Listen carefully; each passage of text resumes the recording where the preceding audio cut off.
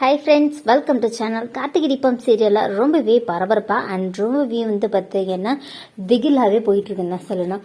ரம்யா ஒரு பக்கம் தீபாவை கொன்னே தீர்வேன் அப்படின்னு சொல்லிட்டு தீபாவை அப்படியே ரம்யாவுடைய நயவகஞ்சக வலையில் சிக்க வச்சு தீபாவை பார்த்தீங்கன்னா ஆற்றுலையும் தள்ளி விட்டுறாங்க.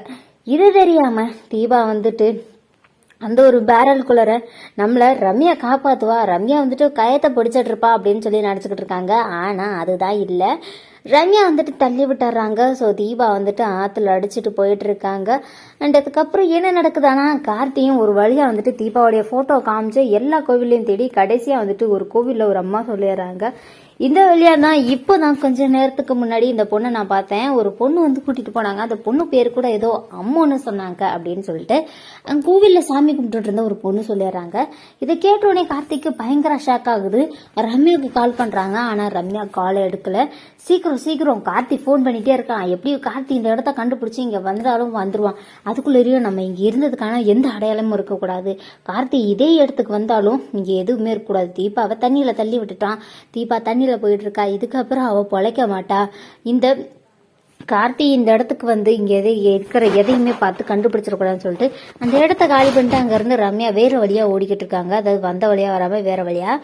கார்த்தியும் அந்த மலைக்குள்ளர ஃபுல்லாக தீபான்னு கத்திட்டே இருக்காரு. கூட ராஜாவும் கூப்பிட்டுட்டே வராரு. தீபா சிஸ்டர், நீங்கள் எங்கே இருக்கீங்க? தீபா சிஸ்டர் அப்படின்னு சொல்லிட்டு கத்திட்டே இருக்காங்க. அண்ட் அதுக்கப்புறமேட்டு பார்த்தீங்கன்னா கார்த்தியோட உள்ளுணர்வு சொல்லுது இந்த பக்கம் தான் அப்படின்னு சொல்லிட்டு கார்த்தி பார்க்குறாரு. தண்ணியில் ஒரு பேரல் அடிச்சுக்கிட்டு போகுது. தீபா ஒருவேளை அதுக்குள்ளார இல்லை இருக்காது அப்படின்னு சொல்லிட்டு கார்த்திக் அந்த வழியாக நகர்ந்து போயிடுறாரு. இருந்தாலும் அப்படின்னு சொல்லிட்டு அந்த பேரல் வேகமாக அடிச்சுட்டு போயிட்டு இருக்கு. கார்த்திக் வேகமாக ஓடி தண்ணிக்குள்ளே இருக்கிற போயிட்டு இருக்கதை தடுத்து நிறுத்தி அந்த ஒரு பேரலையும் ராஜாவும் அவங்க 2 பேரும் சேர்ந்து தூக்கி இழுத்துட்டு வந்துடுறாங்க. ஸோ வந்ததுக்கு அப்புறம் என்ன நடக்குதுன்னா, இது பயங்கர வெயிட்டாக இருக்கிற பார்த்தா எனக்கு என்னமோ டவுட்டாக இருக்குமாப்ல அப்படின்னு சொல்லிட்டு உடனே ஓப்பன் பண்ணி பார்த்தா உள்ளர பயங்கர ஷாக். அதுக்குள்ளார தீபா மயக்கத்தில் இருக்காங்க.